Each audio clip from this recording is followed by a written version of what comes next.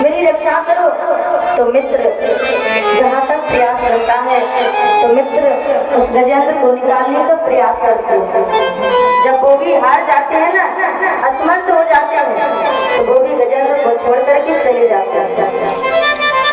फिर अब गजेंद्र को अपने पुत्रों का बल है, तो आज गजेंद्र पुत्रों से कहता है पुत्र मेरी रक्षा करो। तो पुत्र भी प्रयास करते हैं लेकिन गजेंद्र को निकाल नहीं पाते, वो भी पिता को छोड़ करके चले जाते हैं। अब कौन बचा? ले पत्नियां बची। गजेंद्र कहता है देवी तुमने जब विवाह किया था ना तो तुमने मुझे वचन दिया था कि मैं हमेशा जीवन भर तुम्हारी जीवन संगिनी बन करके रहूंगी, सुख दुख में तुम्हारा साथ दूंगी। अब तुम ही मेरी रक्षा करो। तो पत्नियों से भी जितना बनता है पत्नियां निकालने का प्रयास करती हैं, लेकिन जब वो भी हार जाती हैं तो वो भी अपने घर वापस जाने लगती है। तो गजेंद्र व्याकुल हो जाता है। गजेंद्र कहता है देवी तुम जा रही हो तो चली जाना, लेकिन एक बार पीछे मुड़ करके तो देख लो मेरे प्राण कैसे निकलते, तो चली जाना। पत्नियां विचार करती हैं अगर मैंने पीछे मुड़कर देख लिया तो मेरा जाना मुश्किल हो जाएगा, मैं पति को छोड़ करके जा नहीं पाऊंगी।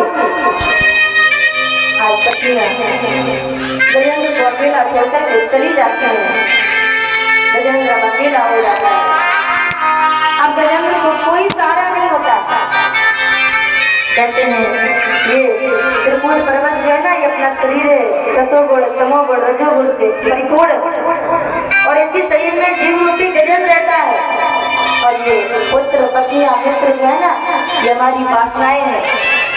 हम सभी वासनाओं में इतने मस्त हो जाते हैं कि हमें ये बोध नहीं रहता है कि मुझे भगवान के यहाँ जाना है। और धीरे धीरे जब वृद्धावस्था आ जाती है तो काल रूपी मगर सबसे पहले व्यक्ति के पैरों को ही पकड़ता है। पैरों की शक्ति क्षीण होने लगती है, पैरों की शक्ति कमजोर होने लगती है।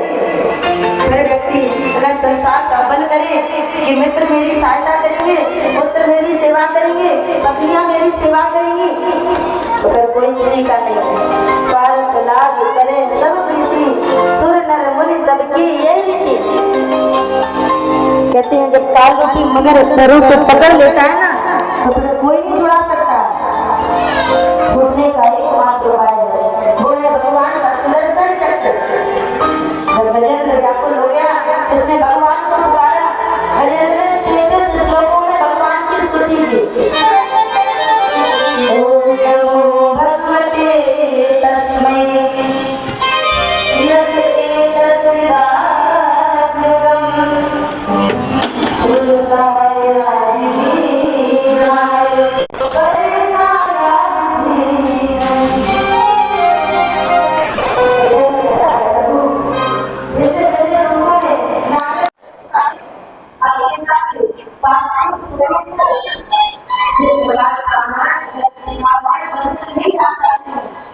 उसी प्रकार का देवता आपको स्वरूप को नहीं जान सकते। ऐसे मेरी रक्षा करें। ब्रह्मा देवता विचार करते हैं मुझे बुलाए तो मैं इसकी रक्षा करने के लिए जाऊँ। और जब सब प्रतीक्षा में रहते हैं मुझे बुलाए बड़ी बात कहते हैं अगर इसे मेरा नाम पता नहीं है तो ये बंबा बोले ही कहते तो मैं इसकी रक्षा करने चला जाऊँ। जब कोई गजेंद्र की रक्षा करने के लिए नहीं आता तो मेरा के आधार भगवान विष्णु भगवान की नारायण वो कहते हैं जिसका कोई नहीं है भगवान कोई अनादि भी कहा गया,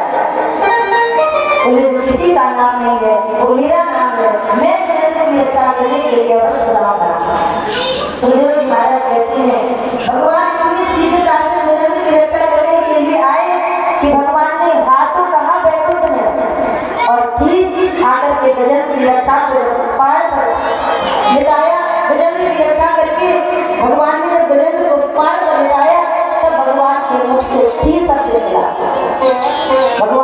शीघ्रता से गजन की रक्षा करने आए।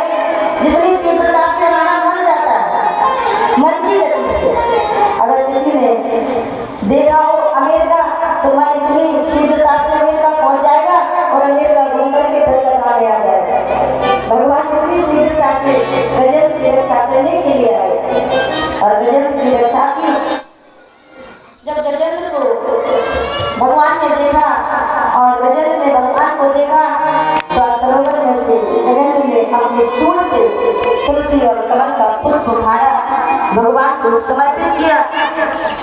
तुलसी और कमल का पुष्प भगवान को अति प्रिय है। आज भगवान ने सुदर्शन चक्र से मगर का उद्धार कर दिया और गजेंद्र की रक्षा कर दी। गजेंद्र को भगवान ने अपना सेवक बना लिया।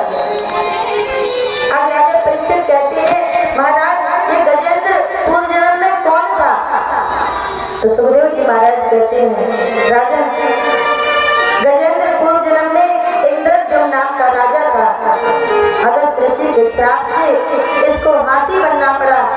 आज भगवान के द्वारा इसका उद्धार हो गया। भगवान ने उसे अपना सेवक बना लिया।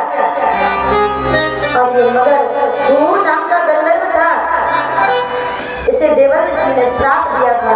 तो आज भगवान ने इसका उद्धार किया, वो पुनः गंधर्व धाम की ओर चला गया। इसके बाद सुखदेव जी महाराज इसी स्कंद में समुद्र मंथन की कथा को कहते हैं।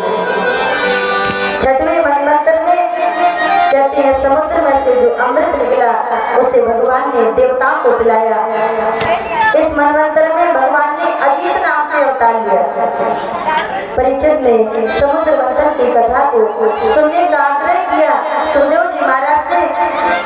तो सुखदेव जी महाराज ने कहा, राजन एक बार दुर्वासा ऋषि ने इंद्र को पुष्पमाला पहनाई, तो इंद्र ने मद में आकर वो माला हाथी के सूंड में पहना दी और हाथी ने उस माला को नीचे फेंक दिया, पैरों से कुचल डाला। और जब दुर्वासा ने ये देखा तो दुर्वासा ने इंद्र को श्राप दे दिया कि जा तू दरिद्र हो जा, तेरा स्वर्ग से पतन हो जाए। इसी श्राप के कारण सुखदेव जी महाराज कहते हैं, दैत्यों को इंद्रासन मिला। फिर देवताओं ने भगवान से प्रार्थना की तो भगवान ने समुद्र मंथन करने की आज्ञा दी। देवताओं को कहा कि तुम समुद्र मंथन करो और समुद्र मंथन करने से जो अमृत प्राप्त होगा वो मैं तुम्हें पिला करके अमर बना दूंगा। लेकिन इसमें दैत्यों से तुम्हें मैत्री करनी पड़ेगी। अपना काम जब बनाना होता है ना, तो शत्रुओं को भी मित्र बनाना पड़ता है, शत्रुओं से भी काम निकालना पड़ता है। देवताओं ने दैत्यों से मैत्री की। समुद्र मंथन के लिए मंदराचल पर्वत को मथानी बनाया गया। बासुक नाग को नेटी बना करके समुद्र में डाला गया और जब पर्वत डूबने लगा तो भगवान ने आज कच्छप रूप धारण करके मंदराचल पर्वत को अपनी पीठ पर धारण किया। देवताओं ने बासुक नाग की पूंछ को पकड़ा, दैत्यों ने मुंह को पकड़ा और फिर मंथन प्रारंभ हुआ। तो मंथन जब प्रारंभ हुआ तो सबसे पहले विष निकला। और हम भी जब अपने जीवन का मनोमंथन करते हैं, अपने जीवन का मंथन करते हैं, तो सबसे पहले विष रूपी विकार ही निकलते हैं, सबसे पहले विष ही निकलता है। लेकिन विष को जब कोई सहन नहीं कर सका तो सभी देवताओं ने भगवान भोलेनाथ से प्रार्थना की। सुख सभी भोग लेते हैं और दुख धीरे ही सहते हैं, किंतु हालाहल भव सागर का शिव शंकर ही पीते हैं। आज सभी देवता भगवान शिव की स्तुति करते हैं। देव देव महादेव, देव देव महादेव, देव देव महादेव, देव देव महादेव, देव देव महादेव, देव देव महादेव, देव देव महादेव, देव देव महादेव। देव देव